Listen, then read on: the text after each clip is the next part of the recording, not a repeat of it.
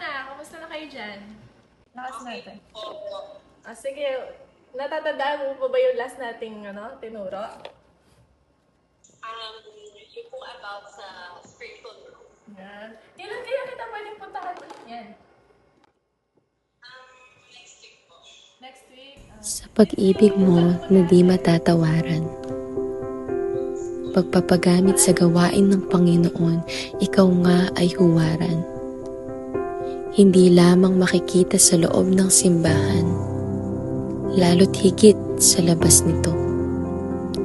Iyong hangaring ang tao ay makakilala patungo sa kaligtasan. Patunay ng malalim na pag-ibig sa Diyos at sa mga kaluluwa. Lakad dito, lakad doon. Kadalasan ay mag-isang ginagawa, mapa-Bible study man o soul winning. Bigay dito, bigay doon. Mga tracks na halos di mabilang, maubos lamang sa isang araw.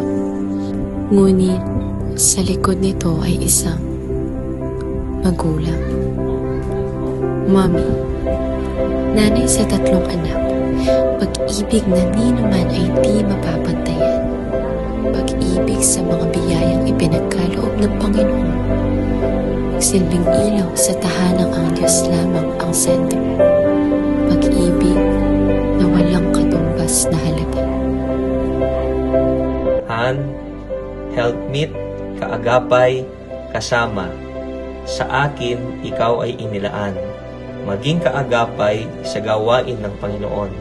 Sa kahirapan man o sa kasakitan, ikaw ay siguradong nariyan.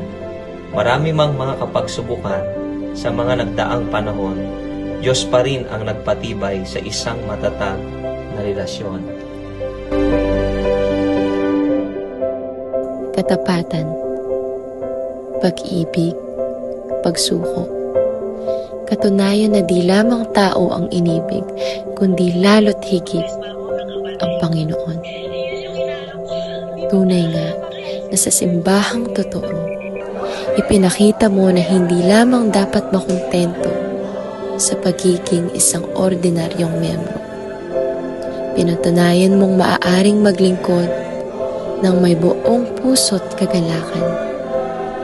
Kaya sa iyong buhay, kami ay nagpapasalamat sa Panginoon. Ikaw bilang pastor's wife.